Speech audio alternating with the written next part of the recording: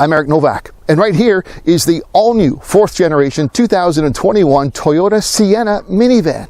That's right, an all-new minivan. It's back. In fact, it's been the first time in 10 years that Toyota has revamped this category vehicle, which has always been one of their long stalwart additions to the lineup. It's been a classic for families. People like myself have used minivans very strongly as we've raised our families and our children. But you know, the minivan category has shrunk in favor of SUVs over the years. However, Toyota believes there still is a marketplace, a viable section of the market for vehicles of this category. But how are they making it more relevant today? Well, number one, the Sienna is standard as a hybrid. There is only a hybrid powertrain in here. There is no gas-only version, and they've improved the exterior design. They've made it more aggressive, more younger, and it's something that there's been a lot of anticipation for overall. Now, I'm here on a first drive opportunity. We're in the central Ontario, the Frontenac region of the province of Ontario, so I only have a little bit of time to do a first drive opportunity today. So I'm going to just try to do some of the key points on this drive. I have booked this vehicle for a full week in January, so if I can't really get into all the elements of all the trim levels and all the key appointments, I'll get to it in my next review. But for now, we've got a first drive opportunity. I've really been looking forward to this for a long time. Let's get to it.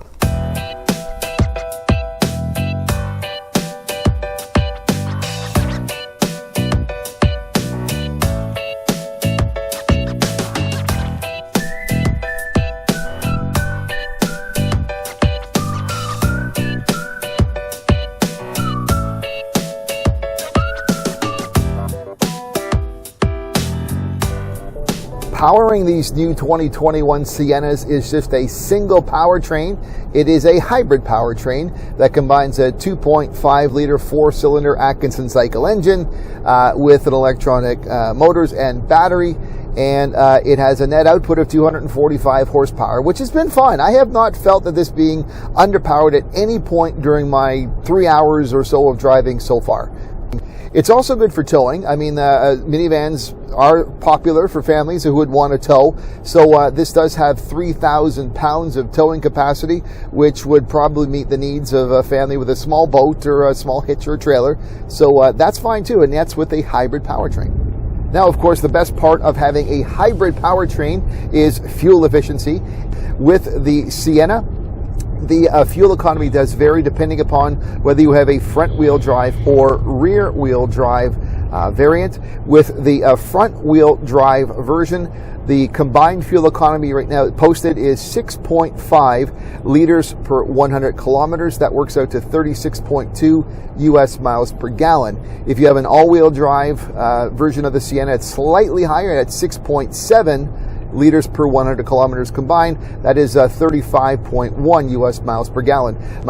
This vehicle, the Sienna, does have all-wheel drive and front-wheel drive. If you have an all-wheel drive version, it does not remain an all-wheel drive at all times. There is an electronic motor attached to the rear wheels that will be optimized. So if you're, say, at a stop on start, the computer on the system will automatically adjust to up to an 80% rear wheel bias. So, I mean, you don't want it all the time if not necessary, because, of course, all-wheel drive is less efficient.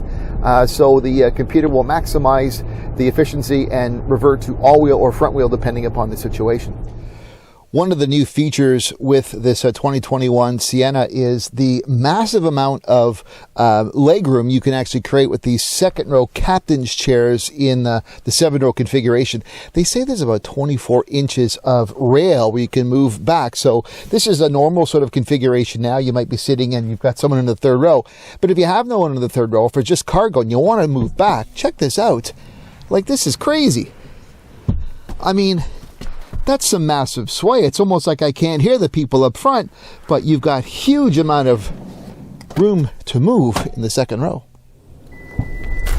So with minivans, it's always about maximizing the third row. So when you have the third row seats up, there's actually quite a lot of space here. I could hide. Not that I would want to, but there's a lot of space. So plenty of room for cargo. And if you want to put the seats down, if you need to do so, it's actually pretty easy. They've actually made these third row seats a lot lighter and easier to maneuver, so it takes less pull, Toyota says, to get them down. It's really quite simple. It is just a 1 and a 2, bring it down and flat. 1 and 2, bring it down flat, you've got your whole cargo space back, and you can move the second row seats forward for a lot of interior cargo space. You want to put them back up again, it's meant to be really easy, not a lot of effort involved. It's 1 and bring it forward, and then pull it up like that. There we are. Whoops. There we are. And then 1, bring it forward, pull it back. Pretty easy. As time was limited on this first drive opportunity, I didn't get much of a chance to really look into the features and layout of the full interior, especially the front console. I'll spend more time looking at the tech and features of the new Sienna in my full review later on, but my initial first impressions are that the new Sienna offers a functional and practical front layout inside. The new bridge console across the center and front is where the gear selector, 4 of the Sienna's 16 cup holders, the drive selector, and other buttons are placed. At the top end is where the available wireless charger rests, and below there is a large functional place to store items such as a purse or other handbags. The ergonomics of the design seem to flow well, and I'll look forward to spending more time driving and getting a better feel overall for it in January. The one connectivity issue that I was pleased to notice right away was how Android Auto is also now available and not just Apple CarPlay. There are up to 10 different models of the Sienna. You've got front-wheel drive and all-wheel drive, so you have your LE, XLE, XSE, XSE with tech, and limited. There's actually supposed to be a 6 different version of it. The Platinum, I don't know if you would recall if you saw my summer sneak peek at the Sienna, where we were basically reviewing the Platinum, but they're not launching it right now because they've had some supplier issues. It seems that whoever the vendor was that was going to design that mid compartment that had the vacuum and the refrigerator freezer did not survive the economic crisis of the pandemic and COVID, so they've had to basically resource the supplier, which has caused the delay of the launch of the Platinum. So we'll probably see that maybe as a special edition later in 2021, or we might even see it added to the offerings for the 2022 Sienna. There are also 4 editions of the Sienna available for mobility. So this has always been a popular vehicle for retrofitting or sort of customizing for mobility issues. And once again, the Sienna will be offered in 4 different trim levels, or 4 different options for mobility purposes. In our presentation this morning, we were listening to Toyota Canada talk about various aspects. And when it came into the what their inspiration was for the exterior design, a couple of things I found really interesting. They drew the inspiration for the front of this new Sienna from the bullet train, and sort of, you can see it, I guess, as it comes more of a nose sort of pointed at the front end, sort of a more aerodynamic look to it. But when you're looking at the vehicle from the side profile, and I believe I'll have an image I can show this to you to prove what they mean when I'm in editing, but they say that they want the side of the sort of sidescape of the Sienna to mimic the Toyota Supra.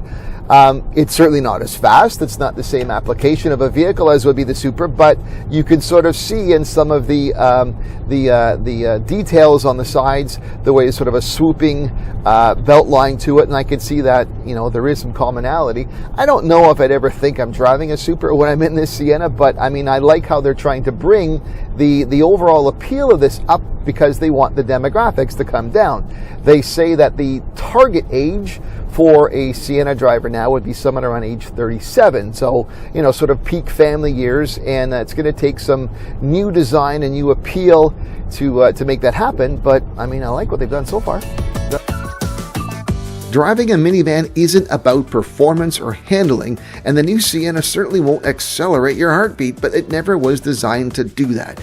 Instead, it's about functionality, comfort, and now, great efficiency. These are the hallmarks, this is what Toyota was trying to achieve, and this is what they've done with this new 2021 Sienna.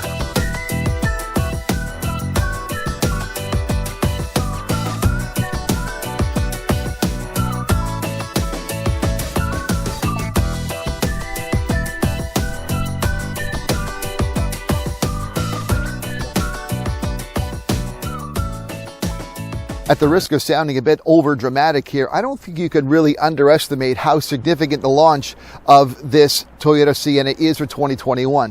For families who need minivans, who've loved them, there still is a constituency out there, didn't want to go to SUVs, but they were always concerned about the fuel economy. You know, having another vehicle option in addition to the Pacifica e-hybrid, this one being a hybrid, and of course I'd love to see a plug-in hybrid as well, maybe a Sienna Prime at some point, but nonetheless, this hybrid with its great fuel economy, comparatively speaking to previous Siennas, is a big step forward.